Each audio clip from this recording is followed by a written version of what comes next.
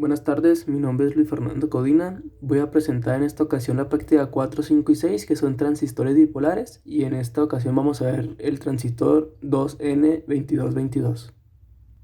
Para empezar con los cálculos, primero voy a aclarar que esta práctica consta de 3 circuitos, por lo que voy a presentar el cálculo de un circuito y luego su correspondiente presentación en Proteus y después el otro cálculo y así sucesivamente.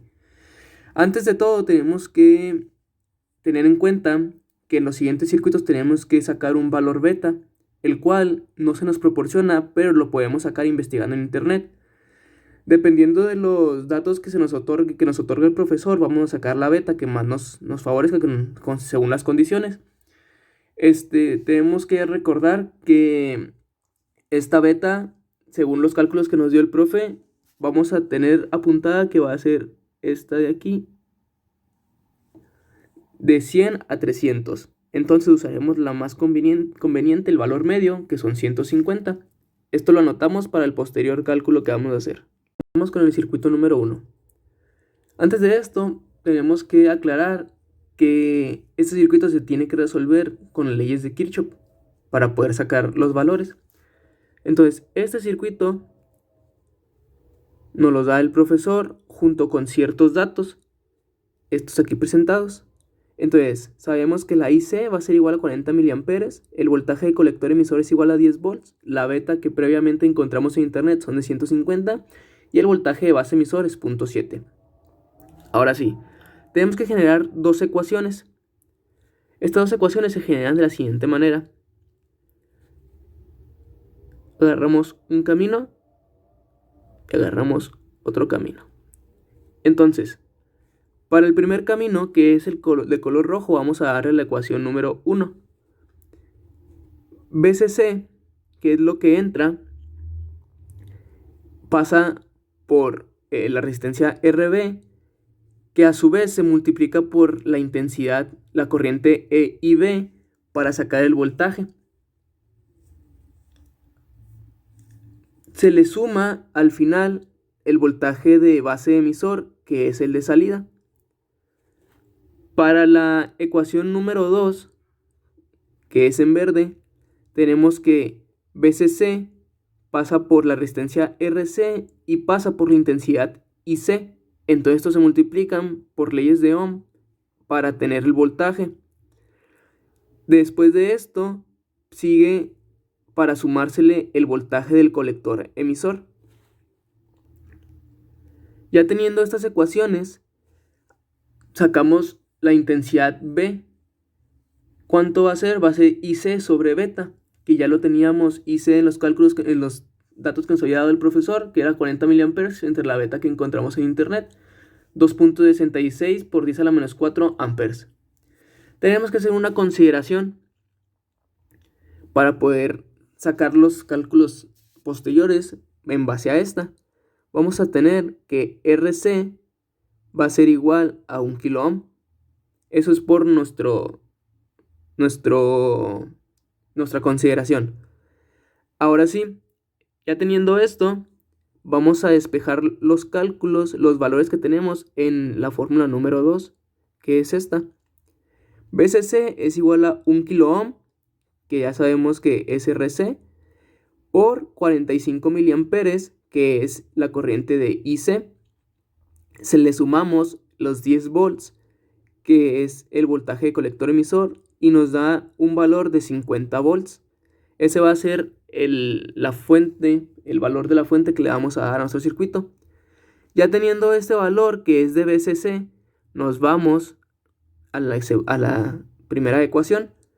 Ya tenemos BCC, entonces lo despejamos, 50 volts igual a la resistencia B por la intensidad B, que ya sacamos arriba, que es 2.66 por 10 a la menos 4 amperes, más 0.7, que es el voltaje de base emisor.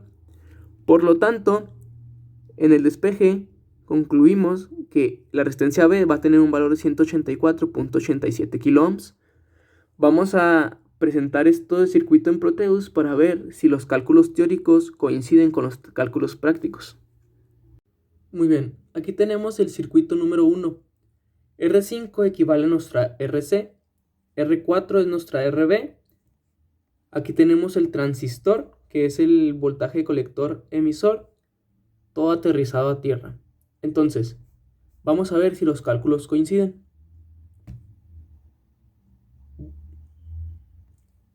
Previamente, nosotros habíamos sacado que la corriente IC, que es la que pasa por aquí, nos iba a dar 40 miliamperes, que aquí están. Aquí pasan 40 miliamperes, entonces es correcto este cálculo. Le vamos a dar los 50 volts que sacamos en nuestra ecuación número 2 de BCC. Aquí salen nuestros 50 volts.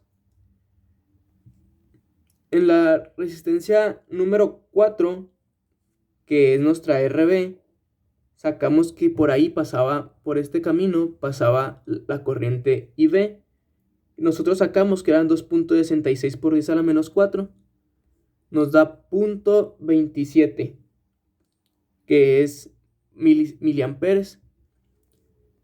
Entonces está dentro del margen de error. Acá tenemos 8.10 volts en el transistor.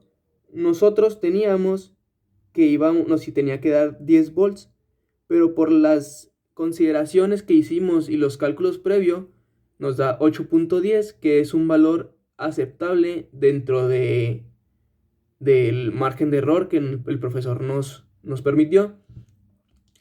Podemos ver que efectivamente los cálculos son aproximados y entonces por ende nuestro circuito está correcto. Continuaremos con el circuito número 2.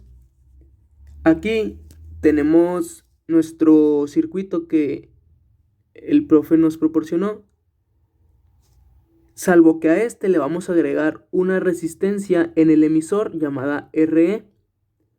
Esta resistencia viene con dos condiciones. RC debe de ser menor a RE y a su vez RB debe ser mucho menor a RE. Entonces vamos a sacar por leyes de Kirchhoff de nuevo nuestras dos ecuaciones. Vamos a trazar de igual manera el caminito para la ecuación número 1. El voltaje CC es igual a la resistencia B, que se multiplica por la intensidad B. Le sumamos el voltaje de base emisor y le sumamos la resistencia que agregamos E, que se multiplica por la intensidad E. Cabe mencionar que la intensidad E es igual a la intensidad C. Entonces podemos poner en la ecuación RE por IE o RE por IC. Las dos son correctas. En la ecuación número 2 agarramos nuestro camino. Entonces el voltaje CC va a ser igual a resistencia C por la intensidad C. Le sumamos el voltaje colector emisor y le sumamos la multiplicación de RE por IE, que es igual a IC. Vamos a hacer IC es igual a IE, como ya hemos mencionado, que es igual a beta por la intensidad B, la corriente B. Entonces, vamos a hacer nuestras consideraciones. Nosotros vamos a darle a RC un valor de 150 ohms y a RE un valor de 50 ohms. Con esto vamos a sacar ahora sí cuánto vale la corriente B. Entonces, la corriente B es igual a la intensidad C, la corriente C, entre beta, que beta ya la tenemos, la intensidad C, la corriente C nos la dio el profe, igual a 40 mA entre 150, que nos da los 0.66 por 10 a la menos 4 amperes. Con esto vamos a sustituir en la ecuación número 2. En esta ecuación tenemos que el voltaje VCC va a ser igual a los 150 ohms de RC por la intensidad C.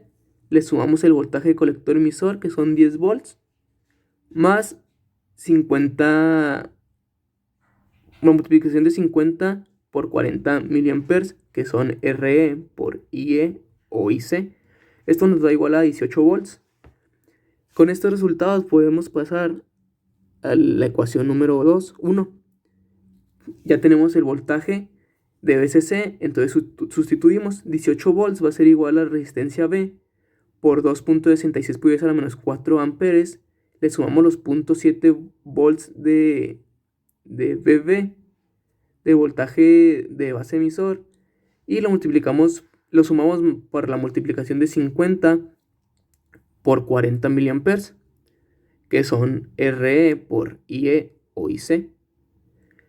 Despejando RB nos va a quedar 18 volts menos el voltaje de base emisor 0.7 menos la multiplicación de 50 por 40 miliamperes entre los 2.66 por esa menos 4 amperes de IB. Esto va a ser igual a 57.376.43 ohms. Vamos a ver si estos cálculos teóricos de nuevo coinciden con nuestros cálculos prácticos en Proteus. Aquí vamos a observar la práctica en Proteus. Entonces, tenemos nuestra resistencia RC, que es la R2. Tenemos nuestra resistencia RB, que es R1. Y tenemos nuestra resistencia que añadimos, que es la R3, que es nuestra RE. Entonces vamos a ver si los valores coinciden con los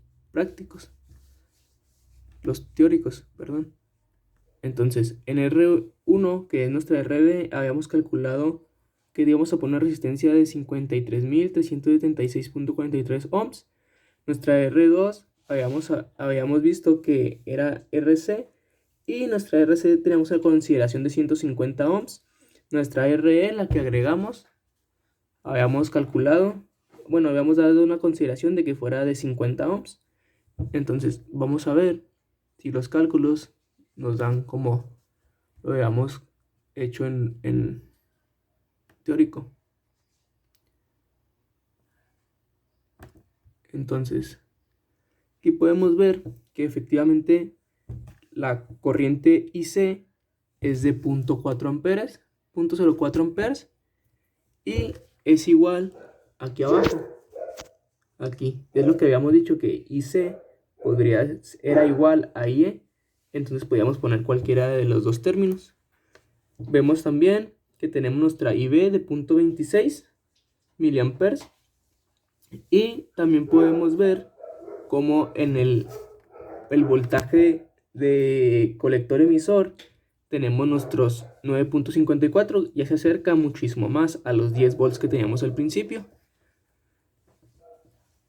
Aquí podemos observar que el cálculo queda prácticamente igual, entonces podemos considerar que nuestro circuito es correcto. Igual tenemos que aterrizar a tierra para el óptimo funcionamiento del circuito. Le añadimos los 18 volts que también habíamos calculado de VCC. También eso salió de la ecuación 2, perdón. Tenemos nuestros 18 volts que entran al circuito. Del tercer circuito vamos a tener lo siguiente. Aquí se presenta nuestro circuito. Como vemos, está en una configuración complicada para sacar nuestras ecuaciones. Entonces vamos a proceder a simplificarlo con voltaje de Thevenin y resistencia de Thevenin. Para este circuito y este modo de simplificar, sacamos dos ecuaciones. El voltaje de Thevenin va a ser igual a la resistencia de Thevenin por la intensidad B, más el voltaje de base emisor, más la multiplicación de la resistencia E por la intensidad E. Esa es la primera ecuación. La segunda ecuación va a ser el voltaje CC igual a la resistencia C por la intensidad C, más el voltaje de colector emisor más RE por IE. Resistencia E por intensidad corriente E. Nuevamente tenemos los valores que nos da el profesor. Entonces, el voltaje de Thevenin tenemos la siguiente fórmula. Tiene que ser la resistencia 2, que es la que se agrega en este circuito, más por el voltaje CC, que se divide entre la resistencia B más la resistencia 2. Para la resistencia de Thevenin tenemos en paralelo la resistencia B con la resistencia 2. Entonces la fórmula de paralelo siempre es cuando son de 2, RB, resistencia B por la resistencia 2 entre la suma de estos. Ahora sí, vamos a despejar los valores. Para el voltaje de Thevenin tenemos los 5 kilos de ohmios, kilo ohms que tenemos por los 5 volts. La resistencia 2 fue la que le dimos 5 kilo ohms entre 50 volts más 5 kilo ohms. Esto va a ser igual a 4.5454. Ahora nos vamos a la resistencia de Thevenin, que es la RB, que son 50 por los 5 kilo ohms que le habíamos agregado, y se multiplica, se divide entre los 55.000 kilo ohms. Entonces esto nos va a dar 454.54. Ahora sí, nos vamos a la ecuación número 1 y de ahí despejamos los valores.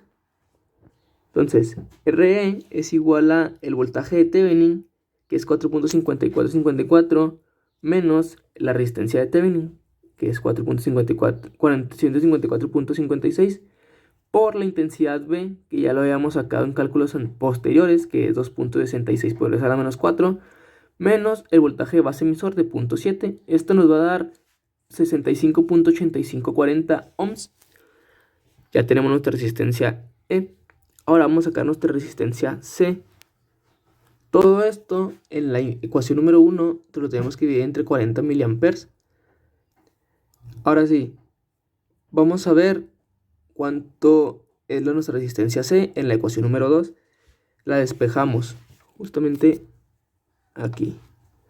50 volts de VCC menos 10 volts de voltaje colector emisor menos 62.854, que es nuestra RE, por la intensidad E, la corriente E, entre 40 miliamperes de IC. Esto nos va a dar igual a 934.1659 ohms.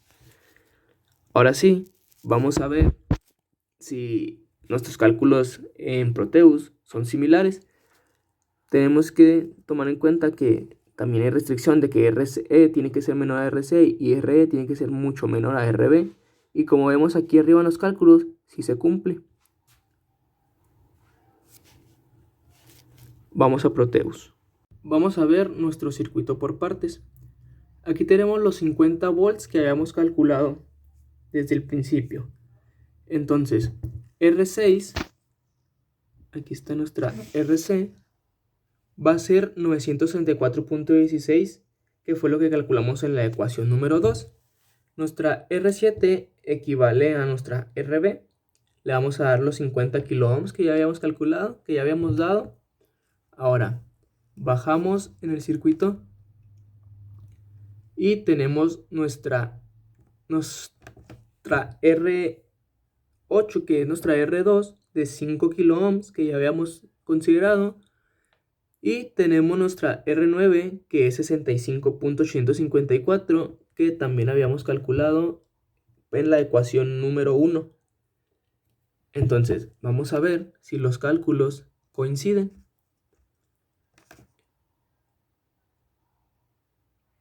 Entonces, de igual manera, vemos que nuestra intensidad IC es igual a nuestra intensidad IE. Entonces, ahí estamos bien. Tenemos nuestros 9.89 volts de voltaje del colector emisor. Y pues obviamente ya está muchísimo más cerca de los 10 volts que habíamos dado al principio, que nos había dado el profesor. Tenemos los 24 miliamperes que habíamos calculado. Y tenemos todo aterrizado a tierra, igual para su máximo funcionamiento. Entonces podemos observar cómo los datos se van aproximando cada vez más a los cálculos teóricos. Entonces, por ende, nuestro circuito podemos decir con firmeza que está correcto. Aquí vamos a iniciar con la práctica número 5. En esta práctica tenemos que ver cómo son las ondas, comparar las ondas de este circuito, tanto de entrada como de salida, y ver cómo a qué frecuencia su funcionamiento es óptimo. Entonces, aquí lo que vamos a agregar va a ser un generador de ondas, pues precisamente pues para generar las ondas que vamos a ver, y un osciloscopio para medirlas, para ver cómo son gráficamente. Aquí no hacemos cálculos, simplemente agregamos lo que son los 3 capacitores, y con esto vamos a ver cómo es que se desempeña el circuito. Entonces vamos a darle play.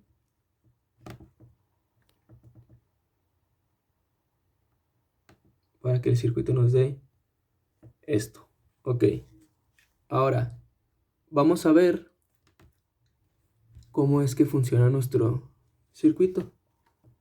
Aquí podemos ver que a 44 Hz la gráfica está ligeramente deformada en su semiciclo negativo.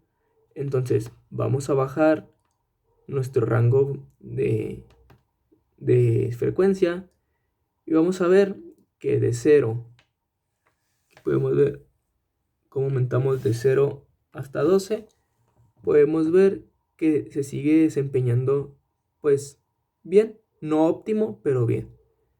Entonces de 0 a 12 vamos bien, subimos nuestra frecuencia hasta el rango 10 para poder aumentar hasta 120. Entonces vemos como que aumentando nuestra frecuencia, las ondas se van desempeñando de manera bien tanto en el semiciclo negativo como en el semiciclo positivo. Ahora, ¿qué pasa cuando pasamos los 40 Hz? Entre 44 y 40 empezamos a ver una deformación en el semiciclo negativo. Conforme vamos aumentando nuestra frecuencia, vemos cómo la aumentamos, la onda se empieza a ver notoriamente más deformada en el semiciclo negativo.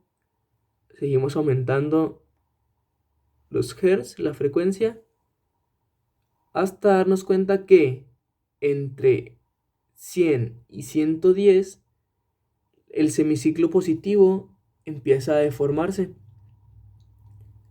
Entonces cuando aumentamos ya hasta 120 Hz, vemos como la onda prácticamente está pues deformada, tanto semiciclo negativo como semiciclo positivo.